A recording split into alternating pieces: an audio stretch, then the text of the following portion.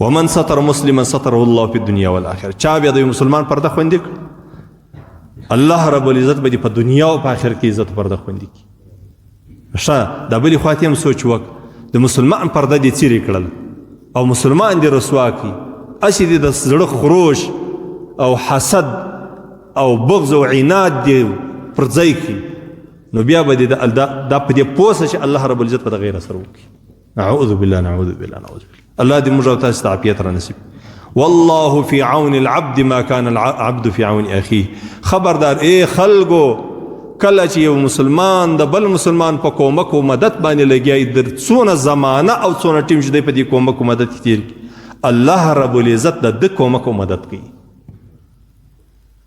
څونه ټیم دی تیر کې په دې کې یو غنټه دی تیر کوي یو ورځ دی تیر کوي یو میاشت دی تیر کوي د مسلمان درد او تکلیف دی ور باندې لګیای نو والله في عون العبد ما كان العبد في عون اخيه. الله په کومک او مدد او نصرت کې د مؤمن مسلمان دی در څو پورې چې د مؤمن مسلمان د بل چا کومک او مدد او نصرت کوي. دا چې کله سړی ته لږ مشورتوب په لاس باندې ورسي او لږ سړی د خبرې سړی سي بیا دا شان سړی ته بیخي ډېر راځي. بیا خلک راځي ستا په دوو خبرو باندې د چا ډېر غټ مشکل حلېږي.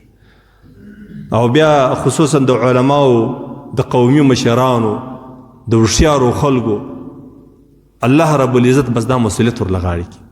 د کورو مشران د کور مشر د کورو مشران د کلي مشران د علاقې مشران چې نیت یې برابر وي ډېر لوی او عظیم عبادت دی.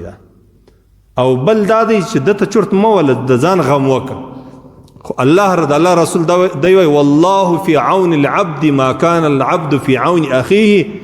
اے خلقو الله رب العزت ستاسو کومک در هغه وخت پورې کوي الله ستا په کومک په مدد لګیا دی چې در څو پورې تا د بل غم اخیستی. نو دا بیا پر دا امامت کې بیا په دا کیسې ډېر سړی راځي د خدای مخلوق کې را روان ورور یو څه درته وایي بل څه درته وایي دې کې نو څه لیونیان هم کله کله لیونی نش په ګډ درته کښیني دماغ به دې در خرابېږي دی درته غږېږي یو خبره لږ شپاړس وارې درته کوي در غاړه دې هم پسې نیسي کې ورونه کې دا کار الله دې موږ او تاسو ته اسانه کړي. دا خو نوم د خدای مهرباني ده دا د الله مهرباني ده چې تا ته یو څوک راځي وایي دا کار راوکړه دا مشکل مې راحل کړه یاره دا یو خبره ده پلانکي ته خو وکړه یاره دا د پلانکي سړي ته خو راسره ولاړ شه یاره زموږ د پلانکي په باندې مشکل دی ته یې وارې مازي نور نو دا رقم په زورونو الله رب العزت موږ او تاسو د خیر خلک